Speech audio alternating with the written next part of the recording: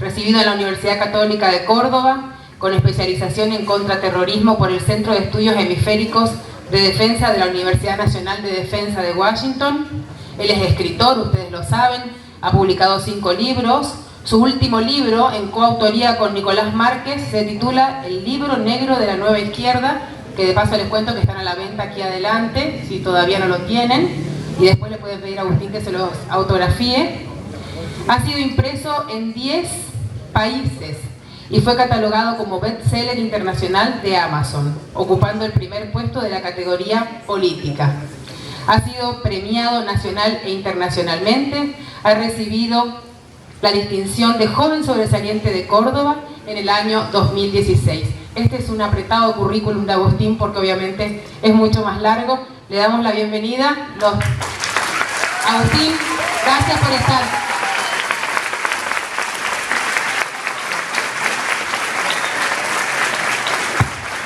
Gracias. Muchas gracias a todos por tanto cariño. Gracias por haber venido. Muy buenas noches. La verdad que me llena de alegría que el salón esté repleto. No era muy seguro que lo lográramos, sobre todo por el tema del paro de colectivos. Sabemos que hay gente que se ha venido. Sé que hay un chico que se vino caminando 20 kilómetros más o menos. No sé si estás por acá y querés levantar la mano. A ver, ¿estás? Ahí está, mira, ahí te veo. Bueno, gracias.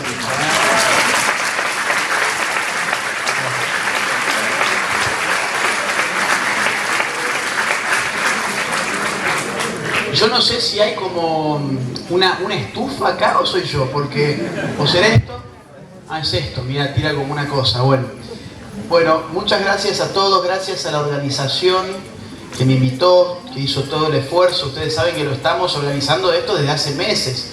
Me contactaron a mí para que se diera este evento en febrero de este año y la verdad es que son tantas las solicitudes que demora en poderse organizar la cuestión y estamos organizando las charlas con 6 meses de anticipación más o menos. Es la primera vez que estoy en Resistencia. Esta mañana, como se dijo, tuve una conferencia para chicos que también vinieron. Yo pensé que iban a ir 20 o 30, vinieron alrededor de 150 esta mañana. A las 9 de la mañana, un viernes, día de vacaciones. Nos adelantaron las vacaciones por otra parte, porque estaba pensado de que no estuviesen todavía adelantadas las vacaciones. Y bueno, muchos de ellos también llegaron muertos a pie, 4 kilómetros desde su casa caminando. Gracias al Colegio Don Bosco, que siempre presta, me han comentado, el salón para este tipo de eventos. A veces no es fácil conseguir salones, mucho menos para cuando uno habla sobre estos temas desde este enfoque. Así que realmente gracias a las personas que tan generosamente nos abren sus puertas. Yo hoy quisiera dar una conferencia sobre 2 temas interconectados. Vamos a tener un break en el medio, alrededor de 2 horas va a durar todo. Y los temas están en el propio título de la conferencia que he escogido dar hoy. El título es ¿qué es y cómo se impone la ideología de género? A mí me parece y me ha parecido siempre muy importante el qué es. Porque ustedes fíjense que si ustedes han venido hoy aquí, es entre otras cosas porque sienten que hay algo que no está funcionando bien, sienten que hay un agravio que le hemos puesto nombre y apellido, le hemos llamado ideología de género, y nos sentimos de alguna forma, muchos de nosotros, dando un combate contra esa ideología. Pero lo cierto es que la mayoría de nosotros no sabríamos definir qué es aquello a lo que estamos combatiendo. Y eso es un grave error. Si yo preguntara ¿qué es la ideología de género?, estoy seguro que lo que recibiría como respuesta esta tarde sería nociones en vez de conceptualizaciones. Nociones como, por ejemplo, bueno, es aquello que tiene que ver con el feminismo. Sí, es cierto, tiene que ver. Bueno, y es aquello que además tiene que ver con la cuestión de la militancia LGBT y el lobby LGBT. Sí, tiene que ver con eso también. Bueno, y tiene que ver con el aborto. Sí, tiene que ver con el aborto. Y tiene que ver con la ESI. Sí, tiene que ver con la ESI. Pero el tiene que ver no basta como para lograr una definición. El tiene que ver es apenas una aproximación intuitiva de la cosa. Y nosotros ya no tenemos tiempo para andar con intuiciones respecto de aquello a lo que estamos combatiendo. ¿Por qué razón? Porque nadie puede combatir aquello que desconoce en sustancia qué es. Nadie puede combatir aquello que desconoce qué es. Entonces, la primera mitad de esta charla yo voy a tratar de explicar qué es la ideología de género, no a partir ni de la Biblia, ni de la teología, ni de la homilía del cura, ni del Papa Francisco, ni de nada de eso. Voy a explicar la ideología de género a partir de la teoría feminista contemporánea, que es la partera de lo que hoy llamamos precisamente ideología de género. La ideología de género tiene distintos fundamentos, cuidado, que no suene a reduccionismo. Hoy voy a hablar de uno de ellos. Si quieren, en las preguntas que están previstas para el final, se puede ampliar la cuestión. Uno de sus grandes fundamentos es lo que nosotros hemos llamado nueva izquierda. Los que conocen mi último libro, se llama el libro negro de la nueva izquierda y no se llama el libro negro de la ideología de género, porque entiendo que la nueva izquierda hace las veces de fundamento de lo que hoy llamamos ideología de género. Pero no se preocupen, ese tema no lo voy a tocar hoy, a menos que después surja de las preguntas. Otro de los grandes fundamentos de la ideología de género es de tipo geopolítico. La intervención de organismos internacionales, de los más importantes del mundo hoy en día en materia de género, y la presión que están efectuando sobre estados que han dejado de ser hace rato soberanos, obedece a intereses geopolíticos que están incrustados en la base de lo que hoy llamamos ideología de género. Pero eso apenas lo vamos a mencionar, a menos que, insisto, alguien de ustedes se interese después por ese tema puntual y en las preguntas me lo hagan saber. Y filosóficamente hablando, el gran fundamento de la ideología de género, el que le da vida teórica, a nivel teórico, a la ideología de género, es lo que hoy podemos llamar feminismo de género. Feminismos hay muchos, han habido muchos en la historia. La academia tiende a categorizar la cuestión a través de la figura de una ola. Se habla de feminismo de primera ola, feminismo de segunda ola, feminismo de tercera ola. También se habla a veces de una superación del feminismo en lo que se llama hoy la teoría queer. Se habla sobre el feminismo de la igualdad, el feminismo de la diferencia, sobre el feminismo radical de los 70, que a veces lo utilizamos como significante para referir al feminismo actual, porque lo vemos radicalizado, pero también fue una corriente feminista con base en los Estados Unidos. Es decir, como ustedes pueden ver, el feminismo es un movimiento demasiado amplio y heterogéneo intelectualmente como para estar explicando toda esa categorización en una conferencia. Se podría hacer, pero no es el objetivo de esta conferencia. Entonces prefiero yo referirme a lo que podríamos hoy llamar como el feminismo de género. A lo que podríamos hoy llamar como feminismo de género, que es el feminismo actual, en la medida en que el feminismo del género se caracteriza por explicar la presunta subordinación de la mujer respecto del hombre a través de una variable de tipo sociológica llamada género. Ese feminismo de género tiene un punto de arranque en la historia del pensamiento muy claro en Simone de Beauvoir, una francesa, una escritora francesa que publicó varios libros además de este quizás sea su más conocido, o actualmente por lo menos su obra más exitosa. Se publicó en el año 1948, y ustedes pueden pensar, ¿qué hacemos en el año 2019 hablando de un libro del año 1948? Yo venía a escuchar sobre la actualidad y qué estaba pasando, y ocurre que esto que estamos hablando ahora es actualidad. ¿Por qué razón? Porque este libro, si bien se publicó en el año 1948, este libro hoy es más vendido que cuando fue publicado. Por empezar, ha sido el libro más vendido, el número 1 de la Feria del Libro de Buenos Aires, del año pasado. Una de las ferias del libro más importantes de toda América, tanto por el volumen de gente, por el volumen de libros y por el volumen de ventas. Y este fue el libro más vendido el año pasado. Un libraco bastante gordo, tiene en esta edición alrededor de 800 páginas.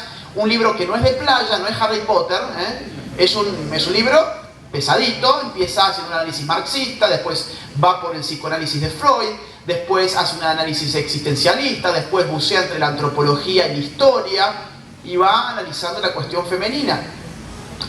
Entonces a mí esta cosa, perdón, ¿no? Como un paréntesis, como una nota al pie, me da como cierta curiosidad pensar en que esto es un bestseller y que la gente hoy se mata por tener el segundo sexo. Y perdónenme, pero yo tiendo a suponer que en verdad este libro está haciendo las veces de objeto libro. ¿Qué es el objeto libro? Es como el cuadro, un libro que uno compra no por el contenido, no porque espere leerlo, sino porque espere mostrarlo, ¿no? Entonces, yo lo tengo ahí en la biblioteca de mi casa, bien a la vista, para que cuando mis amigas feministas vengan, digan, ay, qué bueno, mi amiga feminista es muy militante en la causa feminista, porque tiene el segundo sexo de Simone de Beauvoir, aunque no pueda pasar de la página número 7, ¿no? Pero bueno, ese es otro asunto.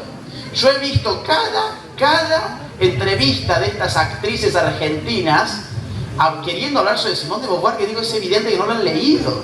Es evidente que lo wikipediaron hace 5 minutos. Empezando por Thelma Fardín, busquen cuando ustedes quieran, pueden buscarlo, en Infobae da una entrevista y se pone a hablar sobre Simone de Beauvoir. ¿Y a dónde apunta? Apunta al mínimo denominador común de todo el libro, que es un eslogan a partir del cual ese libro ha trascendido. Es un libro importante, ¿eh? El tema es que se compra y yo creo que no se lee, pero eso es una suposición no científica, es una suposición. Este eslogan, en verdad no es un eslogan, hoy se usa como eslogan, pero resume muy bien el espíritu filosófico de un libro existencialista como este. Simone de Beauvoir dice, no se nace mujer, llega una a serlo. ¿Han escuchado alguno de ustedes? A ver si me alzan la mano, vamos a jugar un poco así. Alcen la mano, ¿quién ha escuchado algo de Simone de Beauvoir? ¿Ha escuchado por lo menos el nombre, el título del libro? Álcenlo sin timidez. Miren, ok, gracias. Tenemos el 80% del auditorio. El 80% del auditorio sabe o ha escuchado por lo menos el nombre de la autora, el título del libro, el eslogan en cuestión. Esto es interesante porque si yo hubiese preguntado esto hace 4 años, yo les puedo asegurar que nadie del público levantaba la mano. O si encontrábamos 1 o 2 que lo levantaban, era mucho. ¿Por qué todos conocen a Simone de Beauvoir? Porque no estamos hablando de historia, estamos hablando de actualidad. Estamos hablando de actualidad. ¿Y por qué es importante no se nace mujer, llega una a serlo? Es importante porque este es el origen filosófico de lo que hoy llamamos ideología de género. ¿En qué medida?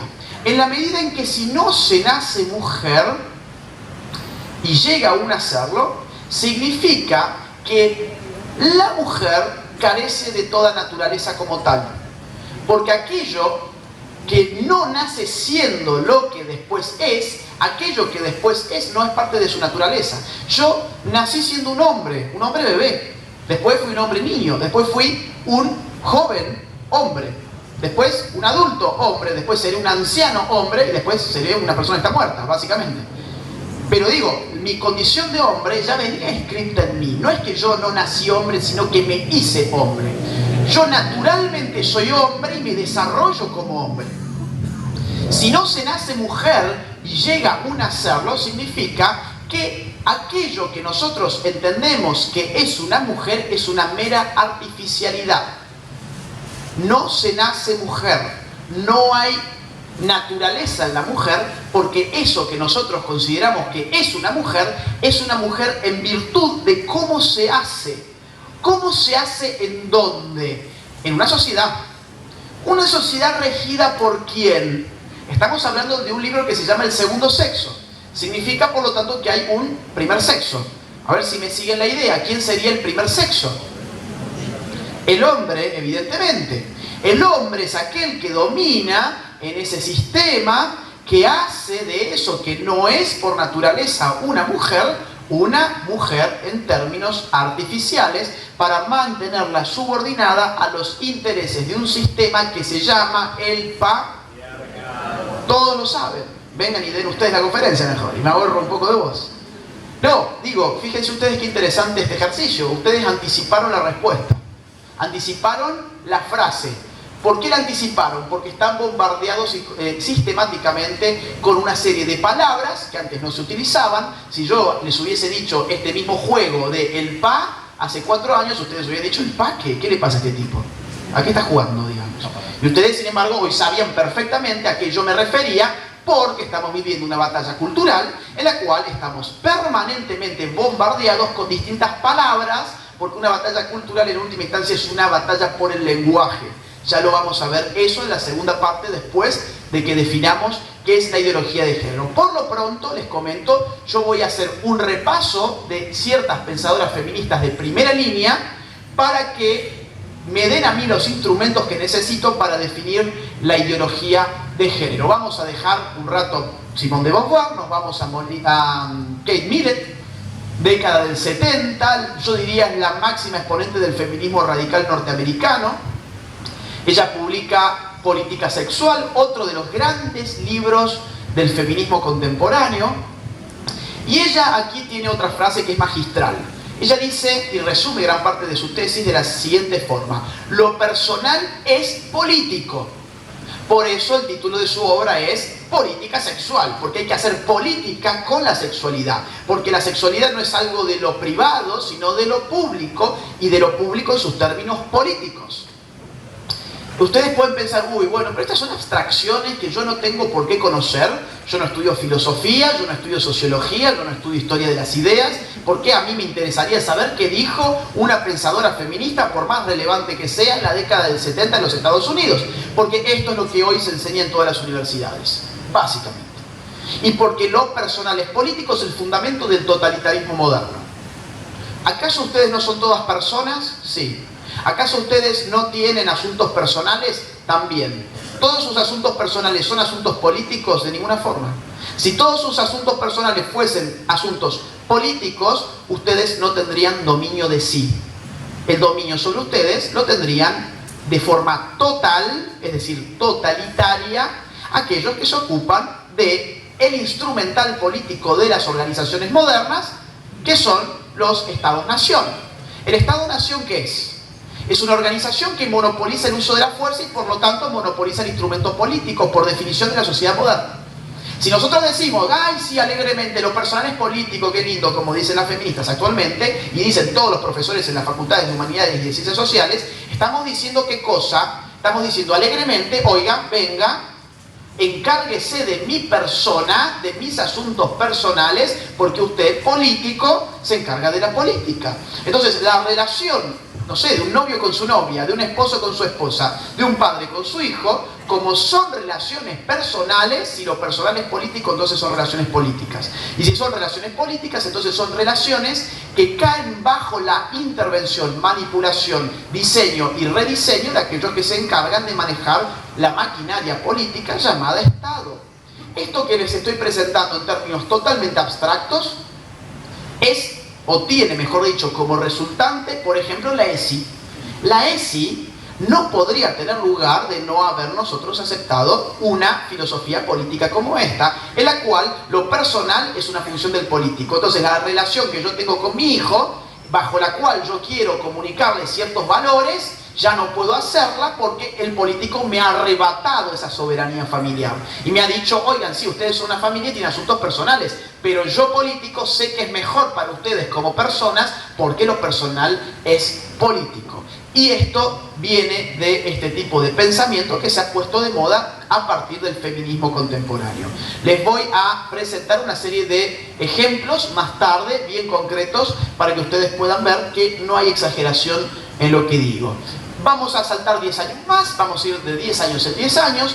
Tenemos aquí a Monique Wittig, otra francesa, publicó una serie de ensayos en la década del 80. Y Monique Wittig dice, ok, a ver, dice dos cosas. Primero que nada, dice, ella se inventó aquello del régimen de heterosexualidad obligatoria. Dice, vivimos en un régimen de heterosexualidad obligatoria o heteronormatividad. Levante la mano quien ha escuchado previamente alguno de estos conceptos. Déjela arriba como para que yo me dé una idea. Y quiero ver las edades, así que me la dejan arriba, por favor. Bien. Bien. Por lo general son los jóvenes en mayor proporción los que más levantan la mano, porque son los que están más sujetos a estas nuevas, digamos, estas neolenguas. Y hoy, de hecho, en la ESI, en la Educación Sexual Integral, por ejemplo, de Santa Fe, a los chicos con las filminas oficiales de los PowerPoint, les enseñan educación sexual, entre otras cosas, enseñándoles qué es el régimen de heterosexualidad obligatoria. Entonces vos tenés a tu hijo, que no sé, digamos, se llama Juan, y le gustan las chicas, y tenés una maestra que le pone un PowerPoint que le dice, mirá Juancito, si a vos te gustan las chicas, en verdad no es porque te gusten de verdad, sino que es porque has sido obligado por un sistema que se llama heteronormatividad o se llama régimen de heterosexualidad obligatoria. Entonces mejor reconsiderar la cuestión, ¿no? Ahora, ¿cuán cierto es que existe un régimen de heterosexualidad obligatoria? No es cierto en absoluto.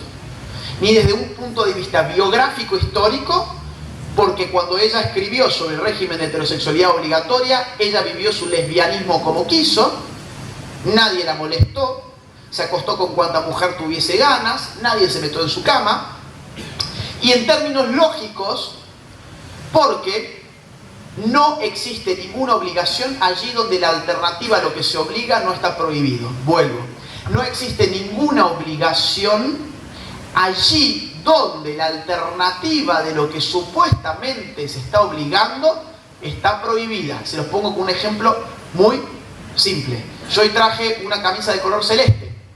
¿Eso es porque existe un régimen de camisa celeste obligatoria? No. ¿Cómo lo puedo saber? Y porque mi camisa podría haber sido blanca, o podría haber sido negra, podría haber sido roja, podría haber sido marrón, podría haber sido amarilla como la de Olmedo, podría haber sido del color que yo quiera, y no iba a aparecer ningún policía aquí a decirme, oiga, usted no tiene su camisa celeste, así que venga conmigo, que era obligación traer una camisa celeste. Luego, no es cierto que exista un régimen de camisa celeste obligatoria, la traje porque quise. ¿Yo podría ser homosexual en vez de heterosexual y estar aquí parado dando esta conferencia? Podría hacerlo tranquilamente. Afortunadamente. Digo, sin que ningún policía ingrese, me agarre y me lleve preso. Cosa que sí pasa en los países donde esta gente jamás dice una sola palabra. Donde incluso muchos de esos países, 8 países en el mundo, tienen pena de muerte para homosexuales y ni siquiera sabemos cuáles son. No nos interesan y el lobby LGBT en su vida nos ha dicho ni siquiera los nombres de esos países. Pero aquí nos argumentan que hay una obligación presunta a ser homosexual y entonces están oprimidos. Segunda tesis, la mujer en verdad no existe, dice Monique Wittig.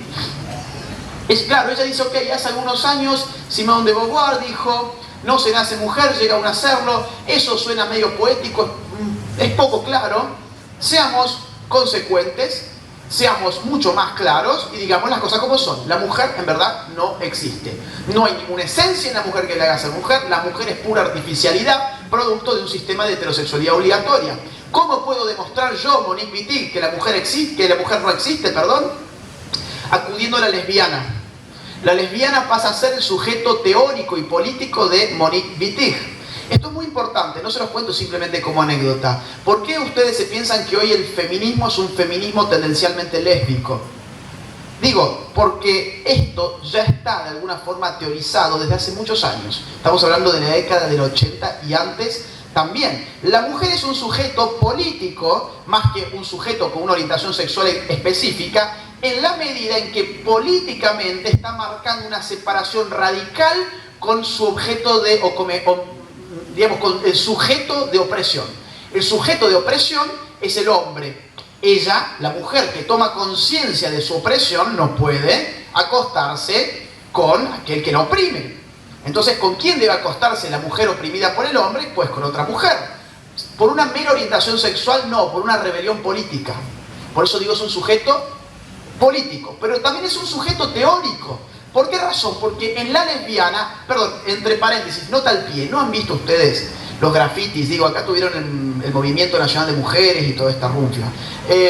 ¿Ustedes no han visto grafitis como por ejemplo lesbianizate, hacete torta, la vida es corta?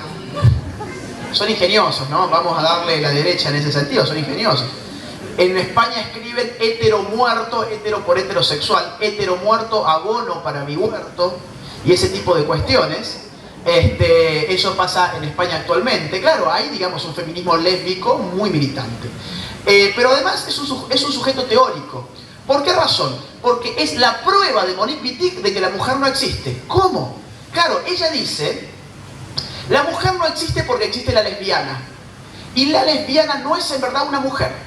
Es una tercera forma de ser. Hoy diríamos es otra identidad. Es una tercera forma de ser que viene a subvertir, viene a denegar, viene a contradecir el binarismo sexual en el cual hemos sido adoctrinados. ¿Qué es binarismo sexual? Que hay dos, hombre y mujer. Binarismo son dos, una lógica binaria, hay dos. Sexual, hombre-mujer, binarismo sexual, hombre y mujer. Ahora aparece un 3, la lesbiana. que no es una mujer, nos dice Monique Wittig.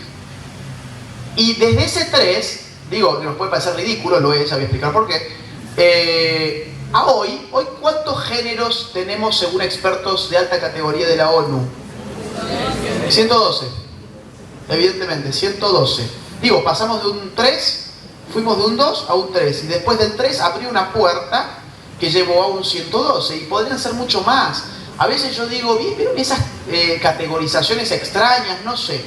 Es como, a veces yo pienso que solamente existe el heterosexual y el homosexual. Y el resto es condimento. ¿No? ¿Por qué no? Porque en verdad, este es heteroflexible. Entonces durante la noche le gusta no sé con qué y durante el día no sé con cuál. Bueno, para mí es homosexual, qué sé yo.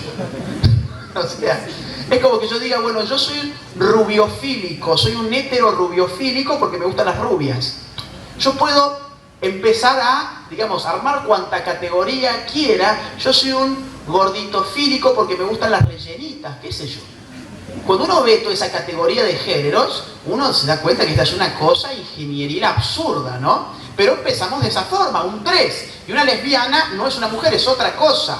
Ahora, ¿eso es cierto? No, eso es una estupidez. Una mujer lesbiana no es una no mujer, sino que es una mujer que simplemente tiene una orientación sexual hacia otras mujeres, punto final. Punto final, es eso. El problema con las estupideces es cuando nadie se toma el tiempo para refutarlas en el momento en que tienen que ser refutadas, porque poco a poco van adquiriendo la autoridad de lo verdadero. Ahora bien, ¿cuán verdadero es esto? Es la gran pregunta. Es decir, ¿la gente considera que esto es verdadero? No, la gente de a pie no. Es decir, yo acá podría señalar sin ningún margen de error quién de aquí es mujer y quién no es mujer. Y todos ustedes podrían hacer lo mismo. Entonces, ¿para quién es verdadero esto? ¿Es verdadero para alguien? Sí.